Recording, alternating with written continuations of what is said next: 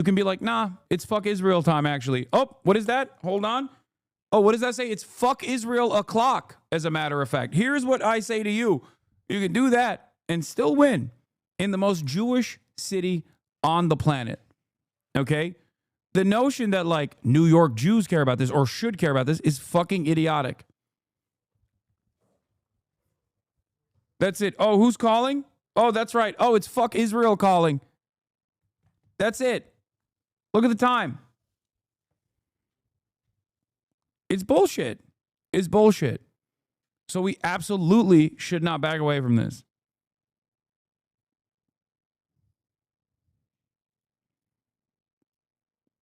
Anyway, let's hear this fucking moronic coverage from the Morning Joe. Again, perennial losers.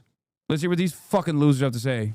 Nominee for New York City mayor says he will discourage people from using the term globalize the intifada. Zoran Mamdani has faced criticism on the campaign trail for previously refusing to condemn the phrase, which has been seen as a call to violence against Jews. Mamdani's shifting language comes amid a general election battle against Mayor Eric Adams and former Governor Andrew Cuomo, who are running as independents, and the Republican nominee, Curtis Sliwa.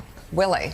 New York Times reporter covering Wall Street, Lauren Hirsch, is following the latest on all this. She joins us now, also with us, president of the National Action Network and the host of MSNBC's Politics Nation, Reverend Al Sharpton. Good morning to you both. So, Lauren, let's pick up on this meeting with Zoran Mamdani yesterday. Business leaders in New York City, some heavyweights in the room, some who decided not to attend. Jamie Dimon had a scheduling conflict. He was not there. What did they hear from him? Did he sort of assuage their suspicions at all about him? What was it like in the room? They heard a really charming, affable guy who was well prepared. He made jokes, he made self-deprecating jokes, but they did not hear someone who changed his policies. And so if you had concerns about his economic policies going into the meeting, you had the same concerns going out. For some people, the charm and his disarming nature was enough to calm people a little bit. For others, the fact that he was very much sticking to his policies further enraged them. So there was a bit of a division coming out of the room in terms of response. But in the room, it was mostly cordial. It was mostly pleasant. There was one quite pointed question effectively saying, how can you tell us you're not going to drive business out of New York? And he danced around it a bit. I think his message was, I believe strongly in my policies, but I don't think they're bad for business. And I think many of the business leaders saw a little bit of a disconnect in how you. This story's fake. I keep hearing conflicting stories. Yeah. Half of the people that were privy to what took place in the meeting are saying Zoran stood firmly and we hate it. And then the other half are saying he actually capitulated on a lot of the stuff, but we still hate it. Everybody hates him. Whether they heard what they wanted to hear or did not get what they wanted to get out of Zoran, everybody came out of that meeting, unsurprisingly, as he is a wily devil, cunning. Seems like that's the only unifying position here from all of the events that we have traced from secondhand testimony. The CEOs hate that he was charismatic is like the thing that everybody took away from this meeting. You connect those two dots. But overall, they found a nice, charming guy, and they were, they appreciated the fact that he wanted to meet with them. This is a guy who he's not trying to run from who he is, which is, I'm a democratic socialist. He said just a week ago, billionaires should not exist. Yeah. When asked, there were some billionaires in the room. He said, I'm going to tax you more. That's true. But I believe it's the best thing for our city. What about the story that Mika just walked us through, where he said, okay, I won't use the phrase globalize the intifada, and I will discourage others from using it, almost sort of grudgingly, because he's refused to refused to condemn that language even as recently in the last few days. Right. So that answer came after he was being pushed on Israel and his views on that by the CEO of Pfizer. And my understanding is it was a fairly long response before he got to it. Some people were very happy to hear that. And as I said, some people, it's never going to be enough. So others weren't mollified. And by the way, one person I spoke to didn't even hear it. It was interesting. I called him back. I was like, did he say this? He was like, no, I didn't hear it. So I think there is an element of almost hearing what you want to hear as you go through this process. And it'll be interesting to watch if he does, maybe he's moderating on this, or there are other positions he also takes more of a slightly centrist tact as he heads to a general election. That would obviously be a play that we've seen from other progressives. Also of note, he really praised Boston Mayor Michelle Wu, who's wildly popular in Boston, and distanced himself from Chicago Mayor Brandon Johnson, decidedly less so, Rev. But he also enters a race here where the setup seems to really favor him. First of all, anytime you have a D next to your name, you're the Democratic nominee in a deep blue city, that is helpful. He's got that. But if Andrew Cuomo and Eric Adams both persist in this race and are both vying for the same sort of centrist vote, they split that only helps Mamdani. No, I think the fact that Andrew Cuomo has now announced he's in the race, which I, among others, asked him not to. Let's have a one-on-one. The fact that he's in makes it highly unlikely that Zoran does not win. I talked to some people last night who were part of the partnership meeting, and they were relatively impressed with Zoran. They had very serious concerns. And they were impressed. He's very charismatic, which we found. He came twice to National Action Network. And some of them agreed with him, some disagreed. But they say he's a lot more personable and more informed than they thought. I've said to him when he's come met with us that, in my early days, you would say things or identify with people that say things that you should just say, that is not right. That is not what I meant. He went as far as saying he will tell people not to say it again. But you've got to say it's not right. It's not right to talk about things or say things that is morally wrong. So I think that he will, in many ways, not give up what he believes, but then he has to be judged by what he believes. And I think he's willing to take the penalty for that. So Laura, in a similar vein, the people you talk to in that room, who might be more inclined to support an Adams or a Cuomo, what's their view on the two of them both staying in and complicating things? Not happy. I mean, a lot of Wall Street donors have really been pushing one, or for them, ideally both, to drop. They want a real competitor. So they were unhappy that Cuomo decided to stay. And of course, Cuomo still has supporters, and he will continue to have supporters. But I think they see a little bit of writing on what they think is the writing on the wall, given the race as it stands now. And so, what is their fear if Mamdani does become the mayor of New York City? I mean, they sort of vocalized them in that room yesterday. Yeah. But what are their specific fears about what happens to the city? So one of the biggest things that I hear is just lack of experience. You can talk about taxes, you can talk about his other policies, but they really wonder whether or not he just has the experience to run the city. Like, these people are managers. They know the challenges that come with that. There's, of course... Yeah, he's quite the intellectual for a barbaric little Muslim. And a second day of meetings set to begin between the New York City Democratic mayoral candidate Zoran Mamdani. This guy's another guy who can't fucking say Mamdani and can't even say Intifada and will, still act like he's terrified of it. Anyway, all this stuff is coming from the reporting that took place. There's conflicting reports from Semaphore as opposed to Wall Street Journal about whether or not Zoran Mamdani actually backed away from saying globalize the Intifada or whatever the fuck. It doesn't really matter ultimately. I don't know where this will go. There was a Politico reporting that said that they were going to make a big reveal about Zoran's statements. He was going to do a big announcement on the Intifada stuff, which is so fucking stupid. Don't back down. Nobody cares about this shit. Be honest. Be honest. Honesty is the best policy. Okay? That's it. Because backing down and capitulating to these cynical fucking charlatans that are simply trying to manufacture outrage will cause you to be dishonest, when honesty and earnesty is what got you the victory. Okay? That's it. I said this yesterday. Per source who attended the partnership for a meeting with Zoran Mamdani, he said he understands globalized intifada is interpreted by New Yorkers as a call for violence, blah, blah, blah. I said, this isn't a sincere request. Any concession on this, instead of moving on to the real issues that matter, will make this a bigger story for the media to farm. They will then ask why Zohran Mamdani doesn't condemn it anytime someone else says it. They'll move the goalpost. That's it. It's like an admission. I'll give you an example from my experience, one that you guys can understand because you're Twitch watchers. The cracker ban, okay? There was a lot of outside pressure to get me banned for anti-white racism. If Twitch had not, if Twitch had firmly stood their ground and said, like, this is ridiculous, okay, for saying cracker, something that they have now openly joked about themselves with me, alongside myself, when I did a TwitchCon show, if you recall. But when Twitch actually responded to pressure and banned me for it, then it gave it legitimacy. It gave the demands legitimacy. It became a story in and of itself. It's the same principle behind this. If Zohran concedes on this framework in a way that is dishonest, because it is dishonest to say, oh yeah, it's very scary language to say globalize the intifada. Like even the fact that he's like, well, I don't say that word, but you know, I'm not going to police others. Sure. Maybe you don't say it, but then that begs the question, why don't you say it? Is it perhaps because you understand that it's a scary word? Is it perhaps because you understand that we're right deep down inside? Instead of just like tackling why this question is being asked over and over again.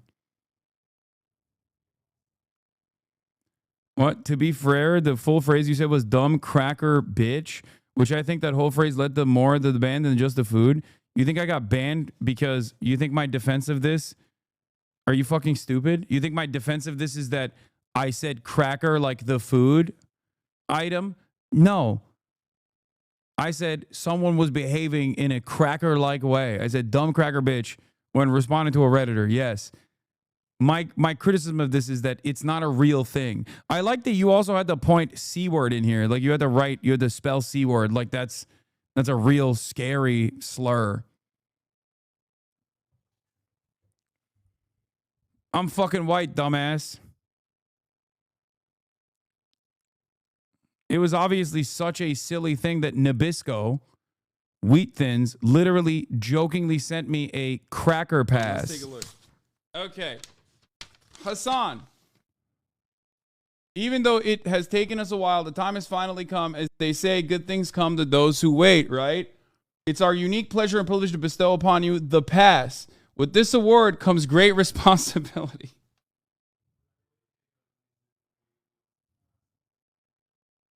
Enclosed with this distinguished honor are several boxes of Wheat Thins for you to snack on, share, give away, or whatever else you might think of. Our banter this year is something to be really proud of. Maybe the real friends were the crackers we ate along the way. Your friend, Wheat Thins. P.S. As excited as you are and inclined as you may be to share this pack. By the way, they were literally up for an award for this. This was like, I'm pretty sure they got nominated for an award for this as like viral marketing. Like that's how little people thought this was a sincere ban. Do you understand? A multi-billion-dollar corporation made a mockery of it. And there are still dumb fucks in here that are trying to go, well, you know, you did call someone a dumb cracker bitch. Like, you did exhibit anti-white racism. Okay? Bitch is a worse slur than fucking cracker in that regard. Okay? And if someone were to be banned for calling someone a bitch, that would be ridiculous.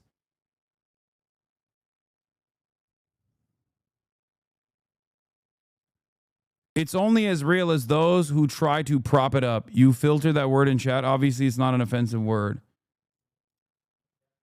Then why did you act like there was a good reason for this ban? Anyway.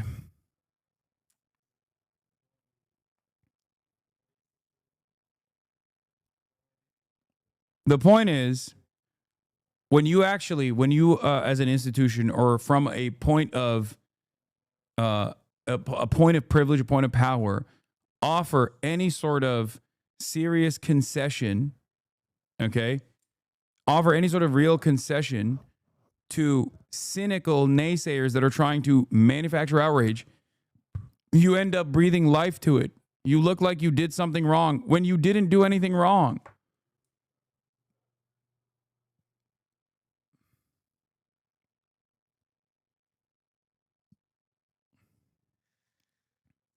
It's that simple. Now, are there actually instances where you might fuck up and it's worthy of like saying my bad? Certainly. There are plenty of instances where I have. Okay? Oh, I'll give you an example. The other week, when I was reading a tweet from my friend who is trans, Juniper, I read out the T word. Okay? Dude, are you trying to get... You can't... The reason why we still auto-mod it is so that you don't get, like, falsely fucking tagged. Okay? Like, I shouldn't have done that. Anyway, going back to what I was saying, I shouldn't have done that, for sure. It's not the end of the world. Obviously, I'm not transphobic. I know that people don't think I'm transphobic. Okay? Like, it's not, it's not worthy of any sort of, like, serious condemnation. If you consider it to be a real indication of, like, genuine transphobia, then I apologize. I'm sorry. But I am not. I'm not a transphobic person. In any case, it's like, people tried to make that a bigger deal. There were members of my community who sincerely tried to make it a bigger deal. And then there were a lot of outsiders who tried to grab onto it and turn it into a larger, much larger, a much larger issue in and of itself. My friend is trans and is your fan and says you're transphobic, but it's fine because you're dumb. Okay. But the point is, there are audiences that are actions that are worthy of apologies, and then there's actions that are not worthy of apologies. Okay? It's that simple. It's that simple. That's it. Globalize the intifada, especially if you haven't ever used it yourself. But even if you did, is not worthy of an apology. Just like saying from the river to the sea, Palestine will be free, is not an anti-Semitic statement. No matter how much people say, it makes me feel bad, it makes me scary, that's your issue. You have to figure out why you're afraid of this. That's not everybody else's issue. Okay? It's that simple. It's ridiculous.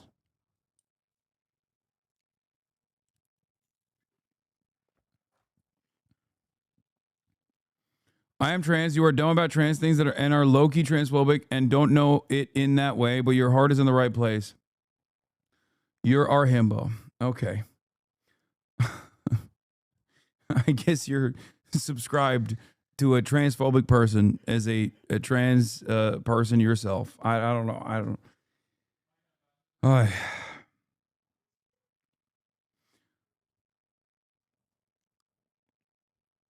But in any case,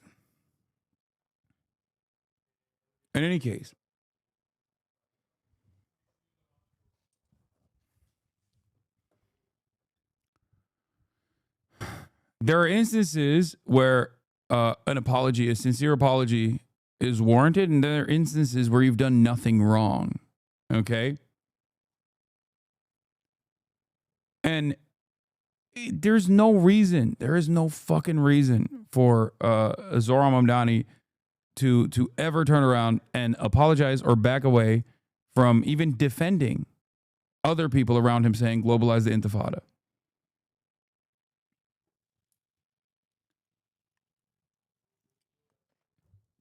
These are emancipatory slogans.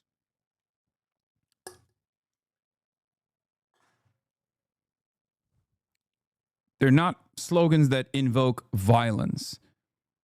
And if people think that these are slogans that invoke violence, it is because they are defending the actual violence that the people making these emancipatory slogans are experiencing.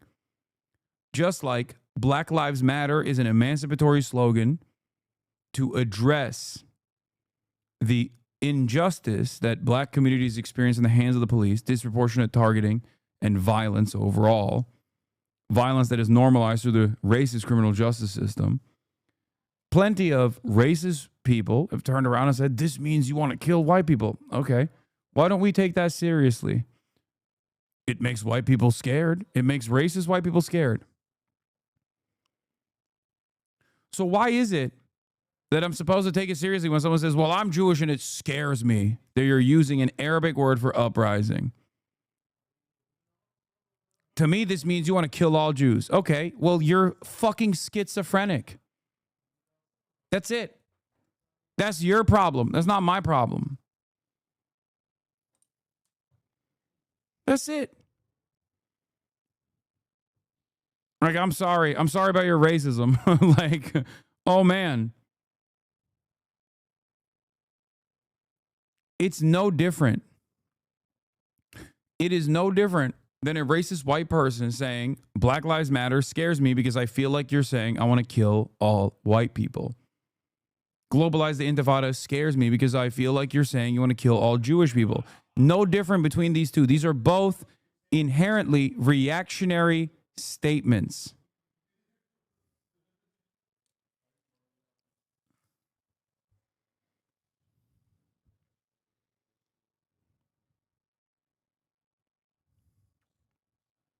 That's it. You love using black people's struggles to get your point across. Could you maybe then shed light on the genocide going on in Congo as well?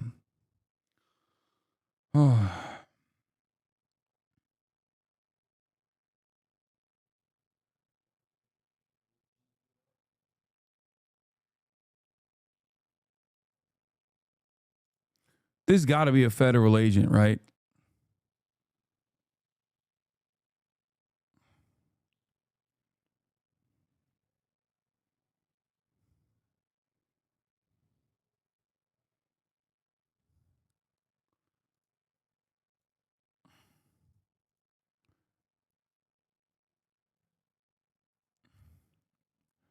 I'm just moving on.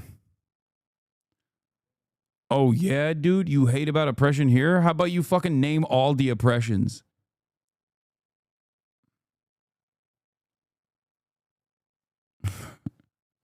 Oh, you're an oppression enjoyer?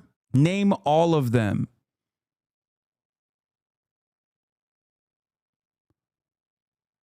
The ironic part about this is you literally just came in here in the process of me describing black struggle in America, in defense of black struggle in America, in an effort to contextualize another international incident taking place. And you said, well, that's not enough for me. Name some other struggles that black people are experiencing. Like, what a fucking insane, like, what is happening here? It's not even Oppression Olympics. It's like, yeah, I was literally in the process of not just weaponizing black struggle. What, you think fucking Black Lives Matter is a popular cause? Like, what are you talking about?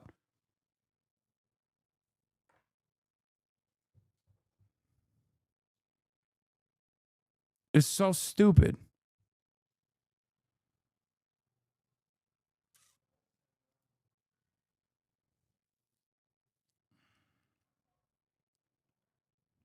And more than 100 executives. It's been organized by the Partnership for New York City, the group planning to meet with sitting Mayor Eric Adams tomorrow. And joining us right now, someone who spent some time with that nominee yesterday and a whole bunch of other CEOs, Catherine Wild, President and CEO of the Partnership for New York City. Good morning. Good morning. Okay, so take us inside the room. I know there was a million different questions asked about everything from anti-Semitism to taxes to how many freebies can be given away. What was the outcome in terms of the feeling in the room when it was over?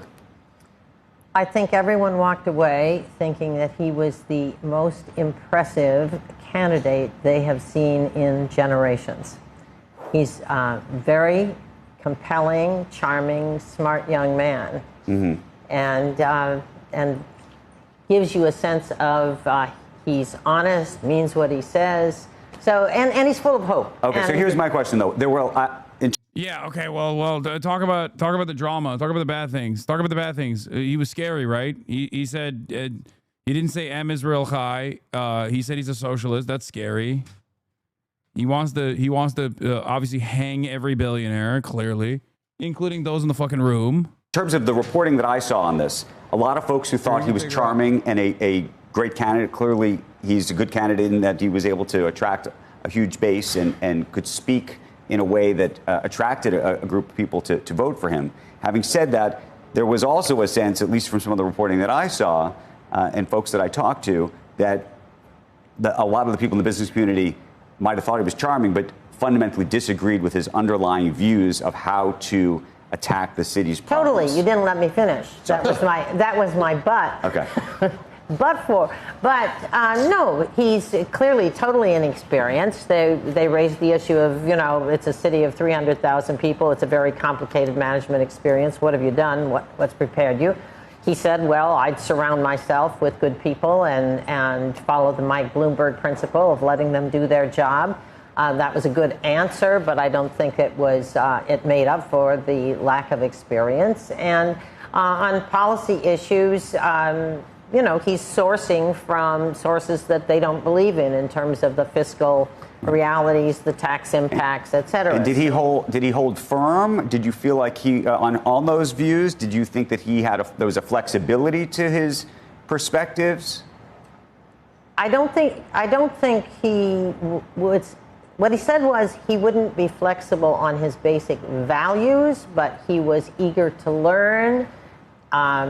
He seemed to want to say, I'm open to learning, to better understanding.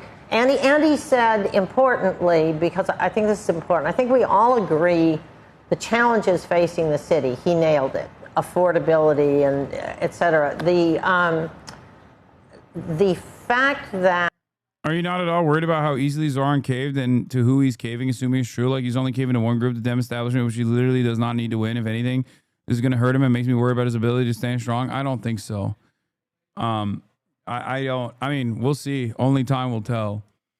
But I think he's smart enough and surrounded by like-minded enough individuals that he's not going to fucking do that. I don't know if he actually fully caved or anything like that. I don't think this is copium either. Like he's not doing any of those things. I like that he's got billionaires talking positively about him after one fucking meeting, saying that he's like undeniably charismatic. You know? The left infighting about this is big. Cinemarks and Mike from PA had an argument this morning about it. Yeah, I mean, we'll see. We'll see what happens. Like I said, only time will tell. You're already getting doomer worries on Zoran? No, I'm not. I'm not getting those worries. I think he needs to continue paving his own path as he has done so far and lean into what got him elected. And what got him elected was not like the little name recognition that he had and the fact that he was able to take advantage of that little name recognition. What got him elected was that when he actually presented himself in front of people, he was earnest. And they attacked him about the Israel shit, and it didn't matter.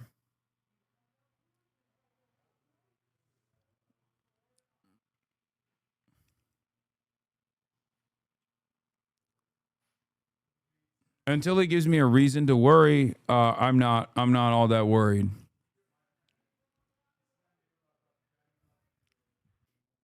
It's not what happened. Okay. Now, she can't say Free Palestine has led to the murder of Jews, right? Because that's what the one shooter said. Okay. That's what the guy who shot the embassy staff said.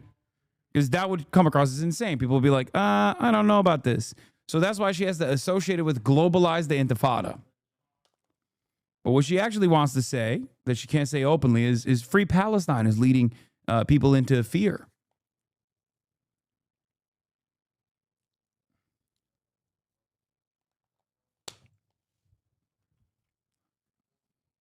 One of the two people on the embassy staff wasn't Jewish either, by the way. He was a Christian.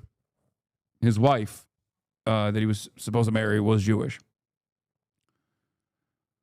In any case, many feel spurious claims that unspecified words led to the killing of innocent Jewish people. It's all very fuzzy. And it can be. No intellectual rigor required. It's all about vibes, solipsism, and lurid innuendo. There's been 900 takes this week trying to Elizabeth Warrenize Mamdani by having him condemn Arabic words and random tweets. They all have the same gross combination of veiled menace and condescension wrapped up in a whiny standpoint theory claptrap. I hate it. Just have an opinion. You have such a great career ahead of you. Just mindlessly recite every liberal Zionist cliche and it'll get easier. If you don't, we'll keep heavily implying you're an anti-Semite until the end of time. Now, in the past, many politicians, I think, that got hit with these accusations would have quickly capitulated, would have quickly conceded and apologized profusely for the crime, the greatest crime of all time, which is to ever dare criticize Israel. Okay? But we don't live in that time anymore. You can win.